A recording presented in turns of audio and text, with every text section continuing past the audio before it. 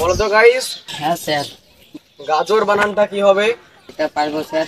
আচ্ছা বলো তাহলে শুনি। গাজর গাজর গাজর গাজর হয়নি कौन है ये लोग? আব্বস বিয়াদব।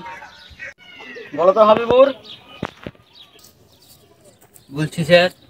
বলছি আমিনা বানানটা কি হবে? আমিনা বানান বলবো? বলো তাহলে। বলছি আই নো মানে হয়নি স্যার। अच्छा मैं कर रहा है मोटा পদার্থ। नेक्स्ट স্যার আমি একটা ভালো কবিতা বলে শোনাচ্ছি। আচ্ছা বলো তাহলে শুনি। আতা গাছে তোতা পাখি ডালিম গাছে বেদনা ওই পাড়ার মেয়েরা সব আমাদেরকে চেনে না। থাম থাম, তোর কবিতা শুনে আমি মারা যাবো। এবার তুমি বলো তো। হ্যাঁ স্যার বলেন।